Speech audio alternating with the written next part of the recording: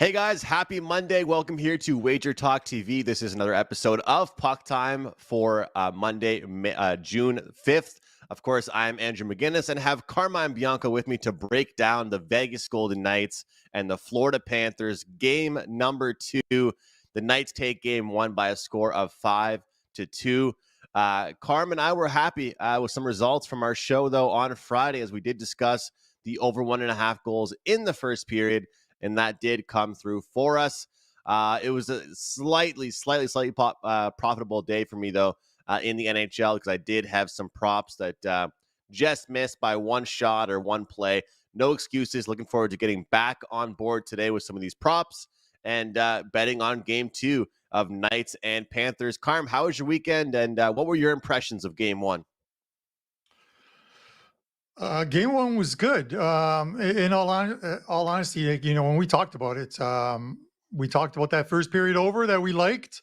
That game really resembled the Boston series for Florida. Uh, Mm. Vegas played Vegas again. I'm telling you, Vegas. And we talked throughout the playoffs, Andrew, and people are always like, if we bet against Vegas, you guys are disrespecting them. If we bet against Florida, we're disrespecting Florida. We're just giving you our thoughts on the game, and our thoughts were, and the play that, I talked about on the show, that, if both these teams were disciplined and there was no power plays, I just thought 5-on-5, we might not see a lot of goals, but then, but I did like the first period over. But eventually at the end of the day, when I looked at this, I stuck with what I thought, which is game ones can be a little loose, and the days off. I didn't expect Florida to be rusty, but I thought it could be just a little more open ice than we would normally see in this series, and it may gravitate eventually to unders. But watching that game, it just seemed to me like it was almost like the Florida Boston Bruins game, Boston Bruins series, where Florida was forced to play a different type of game in order to beat the Bruins, and literally have to outscore them in higher scoring games, win those 4-3 type games, win those 4-2, 5-3 type of games, and instead Vegas did it, much like Boston did it, at least in game one. I think we still might see some goals in this series before they buckle down, but it all depends on. And we talked about it. If you like Florida, you like the under. If you like Vegas, you're probably going to see some goals, and we did see it there. I did eventually end up on a client play, a 3% play on the over in that game. And I'll be honest with you, Andrew. If you watch that game, I thought it was heading to a dead under play, because if it wasn't for that Florida goal with about 10 seconds left in the second period, if that goes to the break 2-1, that game in all likelihood stays under the total. The Florida goal was a fortunate one for over bettors, myself included, because it made it 2-2 and leaves a ton of options Mhm. and ways to get there in the third period, with anyone scoring, possible empty nets, but only needing a couple in the third period as opposed to needing 3 in the third period. But with that said, that was a very good series. I didn't watch a lot of sports on the weekend. I had a lot of reno stuff that was going on, so it's busy in the household here. But I will be going out with some buddies and watching game 2 tonight. So I'm looking forward to it. Awesome. Yeah, I had people over to my place for that game, and I'll tell you, Carm, I missed hockey.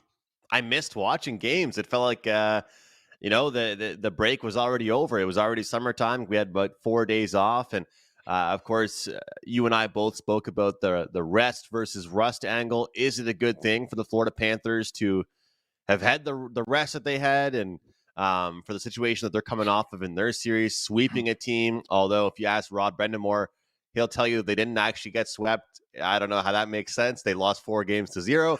But when I looked at this game, Yeah. I got to say, a big thing that stuck out to me was Bobrovsky was the biggest talk of the series. And Aiden Hill made some unbelievable saves, period after period Yeah. after period, with the paddle, with the glove. He's and I had a friend of mine over. He used to be a goaltender and played junior hockey, and he told me he's very unorthodox. So if you watch Aiden Hill, he looks like he's like just like the opposite of like textbook. He's always like moving around awkwardly, falling all over the place, but he makes it work. He does a good job and he gets it done. So I just wanted to mention that because um, one of my plays, and just being transparent as well, that I mentioned on the show last Friday together, was the Aiden Hill prop under. But a lot of that to me wasn't really saying that Aiden Hill wasn't a good goaltender. It was more so that I thought that Vegas's defense would contain Florida a lot more. But Florida actually outshot the Golden Knights, Carm, 35-34. One thing I had to mention as well, obviously we're going to get to the game, but this is all a little bit correlated, I guess, to game two. Paul Maurice, I'm not sure if I like that he does this, but you've seen him do this throughout the entire playoffs. The first thing he mentions is, here we go again. Look at how many power plays they got, and look at how many we got. I'll tell you, Vegas is so good at walking that line, not taking penalties themselves, but drawing the penalties. The Golden Knights still put up 5 goals. They went 2 for 7 on the power play, and Florida went 0 for 3. That's a big thing to look at in the Stanley Cup Finals. And for somebody like yourself looking towards goals, you already got that over, and you saw 3 for 7 and 0 for 3. There could have been 2 or 3 more goals there. Yeah.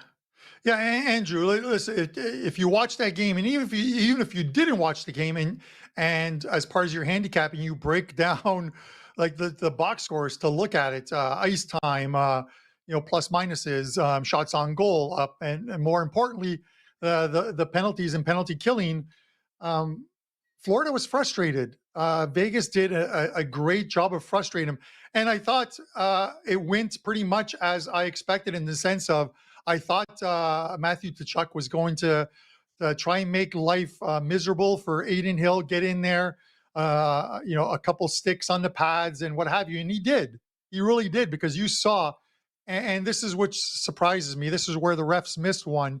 But when there was the scrum in front, Aiden Hill literally lifts his stick and tomahawk chops into the middle. And I think he was going after Chuck. Any other player who lifts his stick and does that and chops down on a player is getting a penalty. He didn't get one, which is a bit of a surprise in that scrum. And that's why when Maurice looks back and he saw the replay, and he was, he was pretty surprised with that. But they got under his skin. But more importantly, Vegas got under their skin because they took look at the penalties that Florida took. They were frustrated. And at the end, a complete boneheaded play by, the scrum behind the net. There's still a chance. The score is 4-2. There's still 4.5 or almost 5 minutes left. And Matthew Tkachuk behind the goal is punching guys in the face right in front of the referee. What do you think is going to happen, Matthew? You don't think you're going to get 2? You don't think you're going to get 4? He literally took them out of the game, if they weren't out of it already, by taking thing. And that's frustration, because they have had it their way for like 5 straight games. And you can even go back further since losing that opener against Boston. I think they win 12-1. Since being down 3-1, they've gone 12-1. And, they 4 straight against the Canes, Leafs in 5. They beat the Leafs in 5. And everything went their way because they were able to dictate play, and the Vegas Golden Knights dictated the play. And the scary thing is that our thought is always, if the team who loses, or mine, the team who loses game 1, I want to come back to them in game 2 if I think it's an even series. I'm not entirely sure, and I have a futures bet on Florida, that Florida would be the right play tonight. And, from people I'm talking to in Vegas at books, writers and behind the counter, money's coming in on Vegas. It is Vegas, so money is going to come in on Vegas. But that line opened at what, 125, 130? It's up to 145 in some spots. Normally in a 12-game NHL night, movement like that on a game is really nothing. Movement on that game, on one game, and it's the Stanley Cup game, is a significant movement. So if you're like the Florida Panthers, you're getting a better price than I thought you would be getting. So we'll see how the game goes, but Florida has to remain calm. They have to go back to what worked for them, Andrew, and they can't get unhinged. We see teams get unhinged and get blown out. And I knew the 3 goals came in the third period, Andrew, but they got blown out. The final score was 5-2. A lot closer than the final score dictates because it was 2-2 after 2. But at the end of the day, it was all Florida. Sorry, it was all Vegas in that third period. They dictated the pace of the game, the physicality of the game, and they completely frustrated Florida. And Florida is going to have to rebound from that. And I'm not saying they won't, but they're going to have to rebound from it because we've seen teams get unhinged. The Leafs, game 1 against Tampa Bay, lose 7, whatever it was, 7-2 or whatever it was, unhinged in that game, played and come back and score 7 in the next game and win. So we'll see what happens tonight, but let's give credit where credit's due. Vegas Golden Knights and that save. I know I'm going on, Andrew. That save by Aiden Hill, and they talked about it. I don't know who that was. Was it Verhaeghe that got the shot off? That Aiden Hill stick across, and he just stopped it with his stick. And they talked about and showed a replay of the last time Vegas was in the Stanley Cup, the only time Vegas was in the Stanley Cup. Braden Holtby made almost the exact same save, and it changed the complexion of the series. Washington went on to win 3 straight games and win the Stanley Cup. And sometimes a goalie will do that for you, Andrew. Absolutely. I mean, like I said, the story going into the playoffs or the Stanley Cup Finals was all talk about Sergei Bobrovsky. Nobody mentioned Aiden Hill's name too much. So as Carmine stated, Las Vegas or Vegas Golden Knights minus 140 tonight. Florida Panthers plus 120. Total remains at 5.5, but as expected, you got to pay a little bit to get there with the minus 125. The under is plus 105. If you do want the puck line there, you can get it at plus 190, the minus 1.5 line there for the Golden Knights. And I think it's a very good summary that Carr made there, looking at the game and how it played out. But really important to look at what he said about after the first and second period. That game is not exactly the same game as the scoreboard dictates. And I understand that they got dominated in the third period. But I'm telling you, the way that they played in the first 2 periods showed that they belonged there. Vegas's depth and I'd say experience and a couple big saves really pushed them through in that third period. But let's be honest here. And I've been doing this a lot on Puck Time lately, but I think it's very correlated, Carm, to talk about the NBA and NHL because it's 2 Florida teams and they're both 8 seeds. And you look at what happened in game 1. Knights win 5-2. Everyone's going to say that Florida just couldn't keep up. Denver dominates the Miami Heat, and Miami goes to the free throw line just 2 times. Look what happens yesterday. They win outright in game 2, steal it in Denver. The NBA is tied 1-1. I bring it up because Teddy always says game 1s mean overreaction games. Everybody overreacts to what happened. And you look at this game, and I would argue that the Panthers contended for 2/3 of the game, and they did not play a good hockey game at all. They were not playing their best hockey. Who scored the first goal for them, Carm? Eric Stahl. Eric Stahl. The guy, the last time he scored a Stanley Cup final goal was 2011. 2011. Here we are in 2023 talking about this game. So the best players were not the best players there for the Florida Panthers in the game on Saturday. And I wanted to mention that, like I said, it sounds so weird to say this, but the Knights are so good, and I think it's because they're an older team at playing along that line. You nailed it when you said that Kachuk and those guys, it wasn't just him, though. It was a bunch of other players, too. They got too caught up in the smack talk. You have to be able to do that stuff, but still play the game, and it hurt them. But Carm, you mentioned that you can't really see the game slowing down. You and I both agree that the under definitely helps out Florida, but from what you saw in game 1 and how many power plays you saw, would you be able to make an under tonight? I don't know if I could do it. I think I'd have to continue either first period or full game. Yeah, listen, okay. And first of all, I want to say thanks to Michael Stee in our chat because I didn't know who it was. I thought it might be Verhaeghe. I thought you might correct me, but he tells me that it was Cousins that had the open net that Aiden Hill was able to get his stick across and save it. So thank you, Michael Stee, for that. And Andrew, even the pace of play in that game, and I get you got to take every game independent of your next one. You can't say that, well, this happened in game one, it's going to happen in game two. I would hope that the teams are a little more disciplined in game two. You don't see as many power plays, but I think even if you don't see as many power plays, there was some open ice and the teams they were getting chances. The shots on goal were a lot higher than I thought they would be. I thought we would be in the high 20s instead of the mid 30s, but 69, almost 70 shots on goal in game one was a lot. Were they power play fueled? I didn't look at how many shots were actually generated on the power play, so I couldn't tell you that. But that trend of Vegas first period overs has continued and continued for us as far as the charity challenge. So, because we doubled up on that play, so I'm happy about that one. But it's going to be an interesting game. Like I said, I wouldn't rule out Florida. The money is coming in on the Vegas Golden Knights, and it's just going to be one of those things of, is it reaction, overreaction to it? Much like the NBA series, take each game as an independent play. Look at your numbers.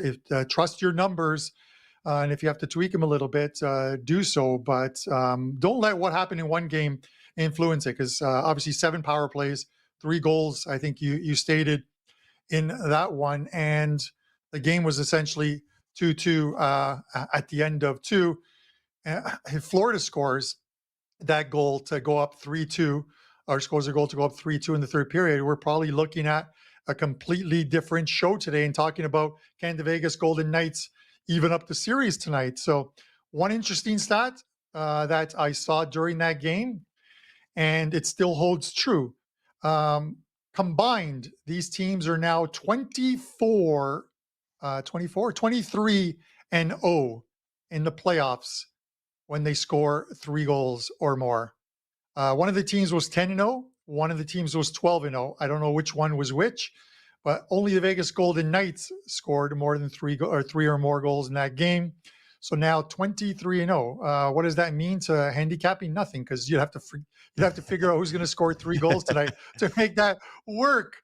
But I thought that was an interesting stat. It's something that I didn't know. I'm like, 12-0 and 10-0 and scoring 3 or more, but you can't. How do you handicap that? How do you put that into your play unless one team gets up 3-0? You're like, okay, let me just bet this team blindly, but then you're laying like $1 million to win 100. So exaggerating there a little bit, but I get it. I've got a stat They're for you always too, fun Carm. facts. They're always fun facts when they throw it up. So one other quick fact before we get to the game, Andrew, is I don't know what's wrong with us Canadians when we do this show, but I said it, and then you followed up saying the exact same thing. You're like, honestly, I just don't think. Why do we even use the word honestly? Are we ever going to Yeah. start a phrase with dishonestly? I think that the Vegas Golden Knights, it's just like one of our followers, and I love this guy because he commented on one of the videos, and he's an English teacher, and he's like, tell Carmine to stop saying literally.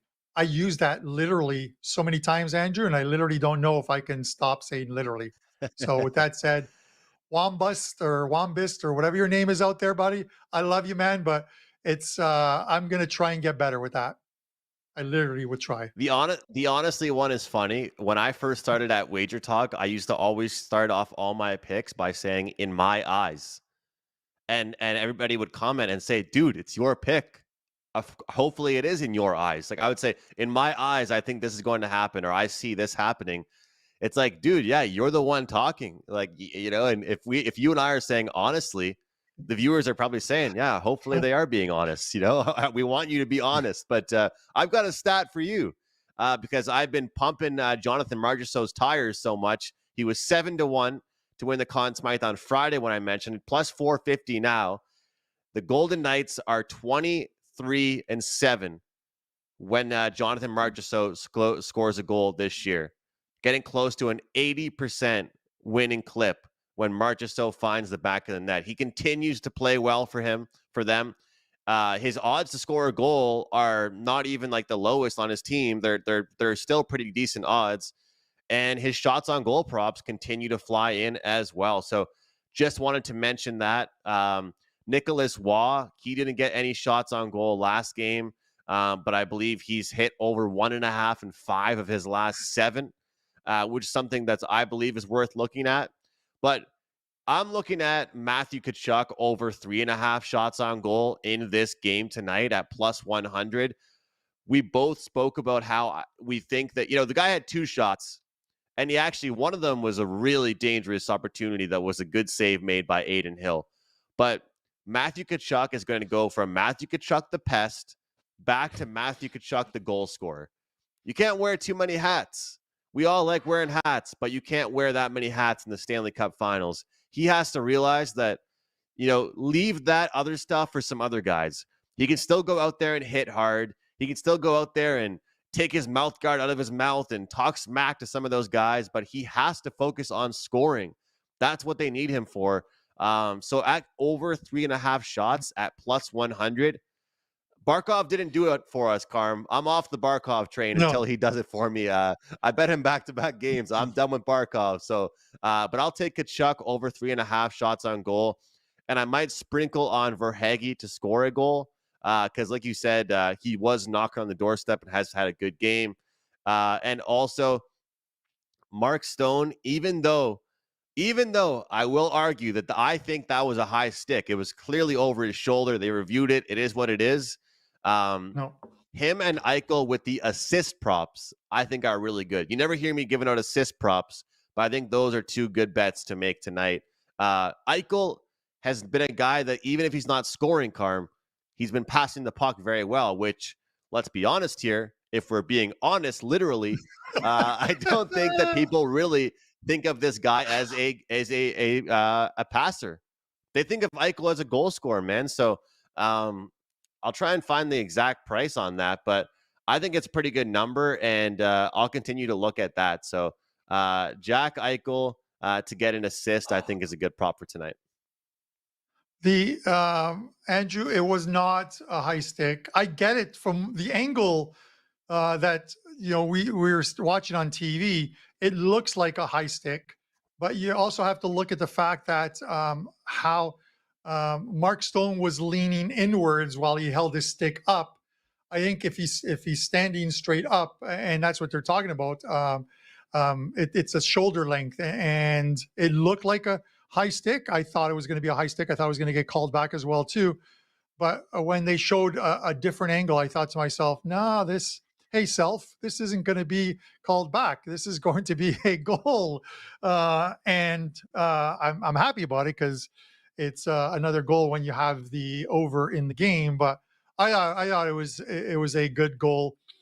The refereeing, yeah, okay, it leaves a little bit to be desired, but um, um, we're used to it in every sport. Everything from the NFL yellow flag league to NBA where there's missed fouls to NHL where there's missed calls. We're going to see it so many times, and thank God for video review. At least it corrects these guys when they're wrong. Yeah. At the very least, but to your point of like shot props, it's the same thing. I had the Barkov one. He had a couple shots early, and you're waiting for like one more, and he turned into more of a passer than a shooter. And then a couple times he came in on the wing on the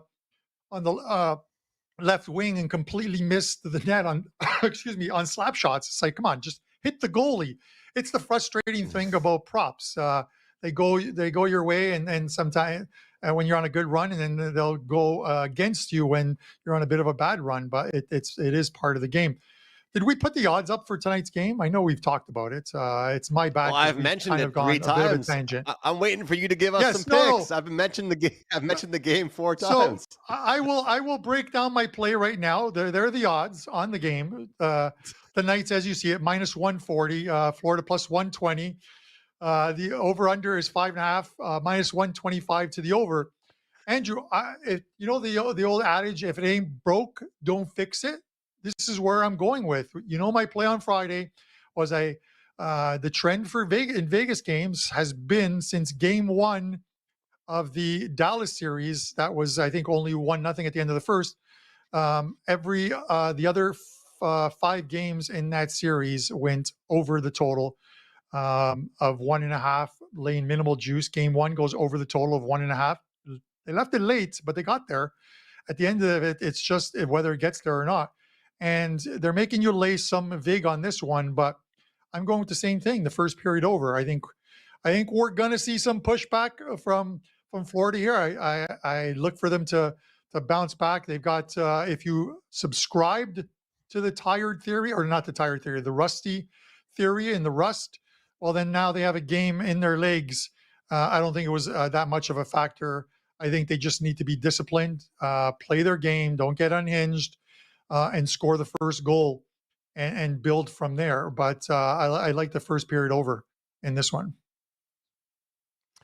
Well, I'm definitely right there with you on it. I've been betting it a lot with the Vegas Golden Knights. Like you talked about, cash in 5 of 6 against Dallas. Now 6 of the last 7 games for them overall in the postseason. And there were lots of chances in the first period of game one, but we needed the dying few minutes to cash that ticket. But one thing I love, and I mentioned this on our show on Friday, but I'll be completely real with you. I don't bet these very often, is that a lot of times when you're hitting these wagers, both teams are scoring. I think you can get plus 150 for both teams to score in the first period. I mostly only make that wager when the price is really chalky, like for the 1.5 over. But I think all you need is one team to open the scoring and then things loosen up a little bit. And that's why I keep talking to people about how the second period seems to be one of the lower scoring periods in the playoffs. And that is the complete opposite in the regular season. Statistically, that's always the highest scoring period. But it seems like whoever gets the lead or after some goals happen in the first period, second period slows down. We see some defensive play. And the third period, it picks right back up again. But I'm curious to see if the power plays and the penalties and all that rough stuff continues here tonight. For sure, Florida will be very desperate going into this game.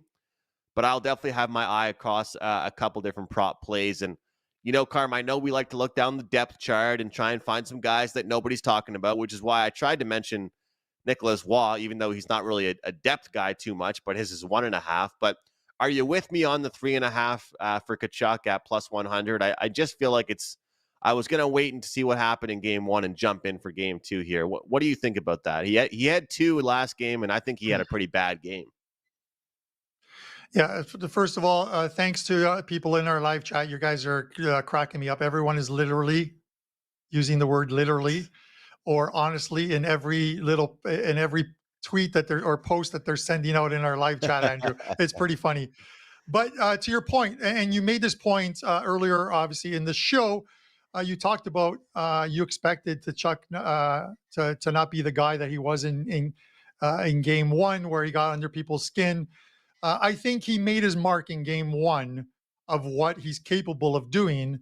And now I agree with you that he kind of reverts to the guy that because they may expect him to be the same. He's still going to get in front of the net. He's still going to cause problems, but I don't think he's going to be the guy who takes dumb penalties. And those were dumb penalties that he took.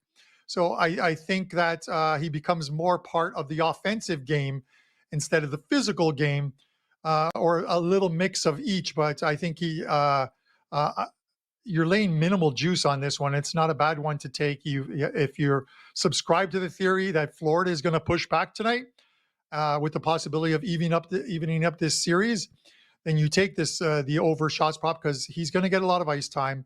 He's going to be on PP1 if they get any power plays, and he's going to get some shots on goal. So with that said, he was a big part of the other series, and we saw obviously with a couple official OT winners and then one with a few seconds left, which is essentially was an OT goal when it decides the game. But with that said, I do like that prop, Andrew.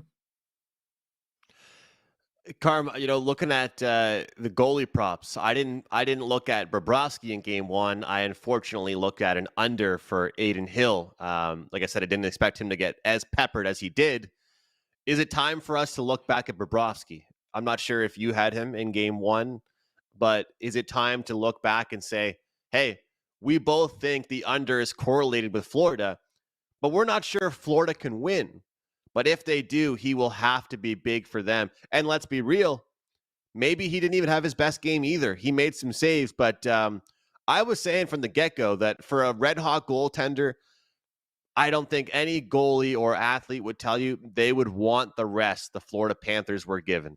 It would have probably been better for them if they won against Carolina in 5 games.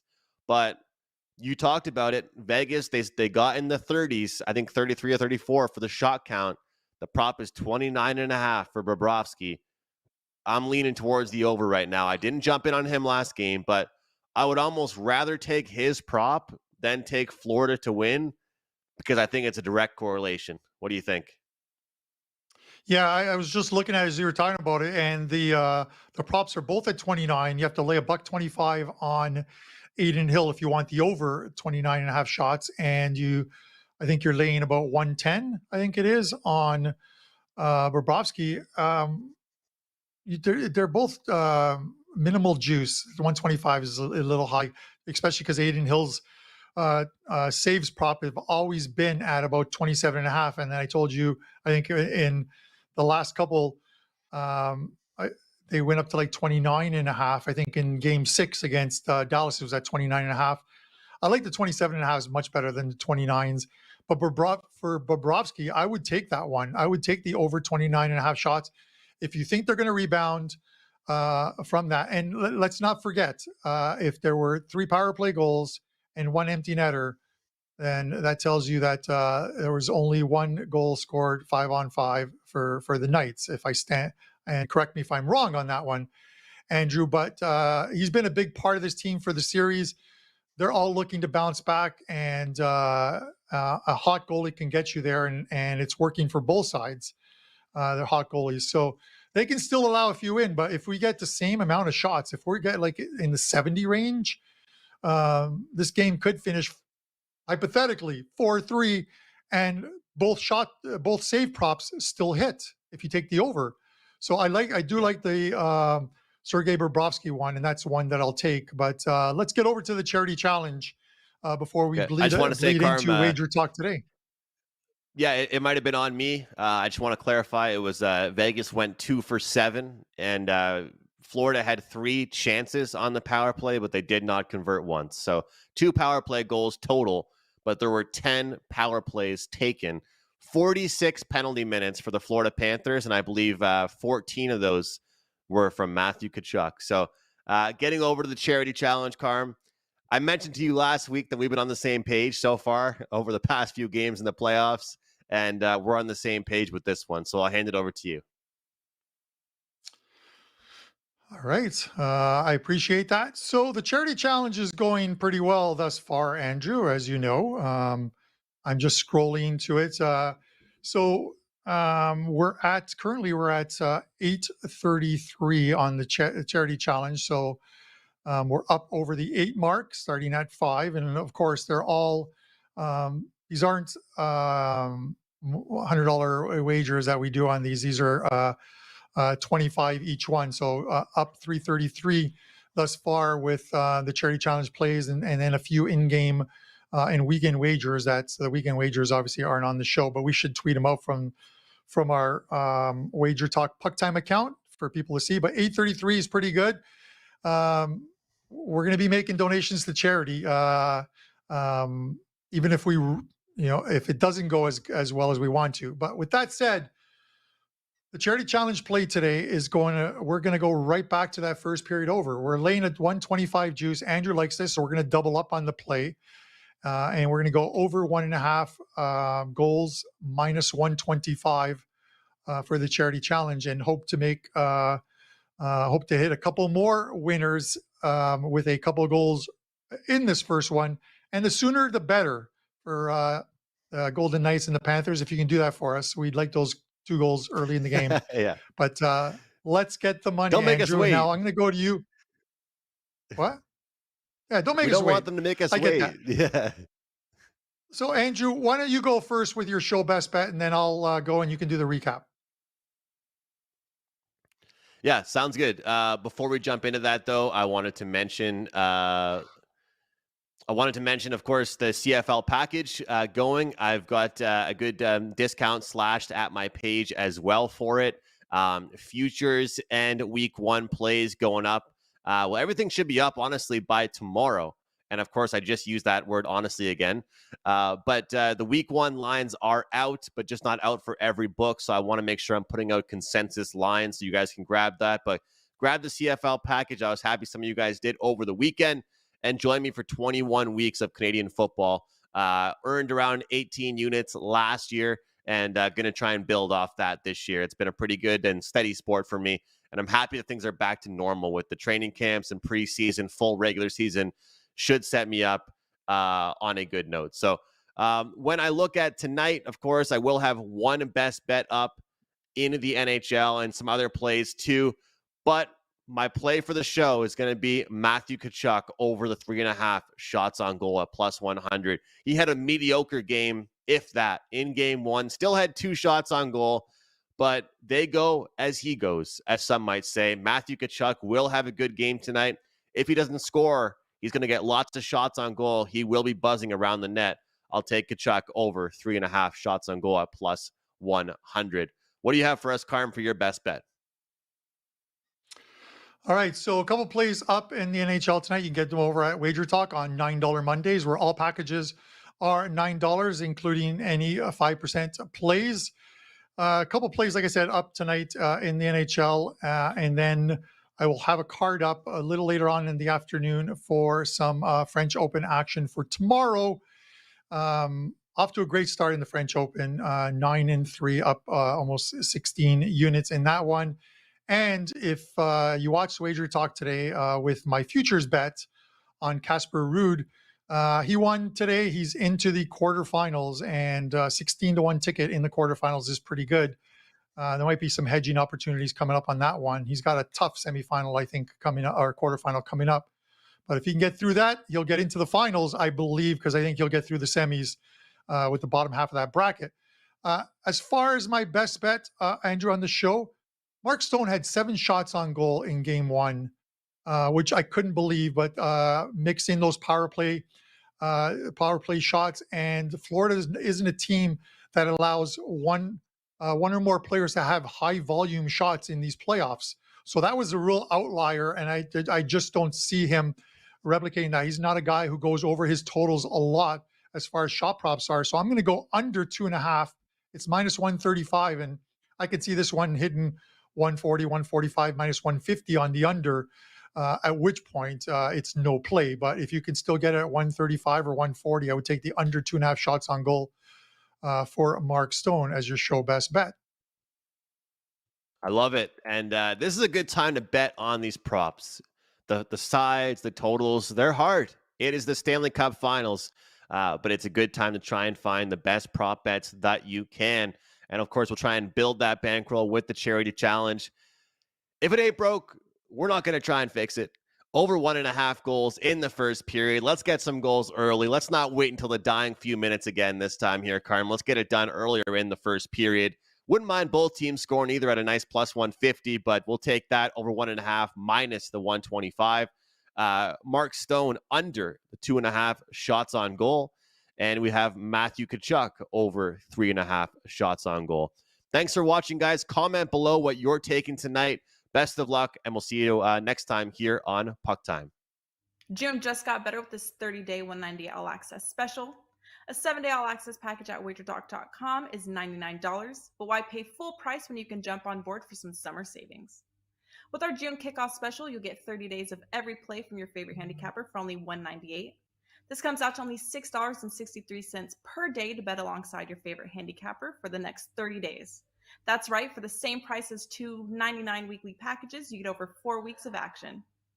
The NBA Finals, the NHL Finals, 30 days of MLB, the WNBA, plus golf, including the Memorial Tournament, UFC, soccer, and tennis. If your favorite handicap releases a play in that sport, you will get it, including top-rated 5% selections normally priced at $35. No coupon is needed, and there is no limit to the number of handicappers you can choose. Just head to their homepage and add their June kickoff special to your cart.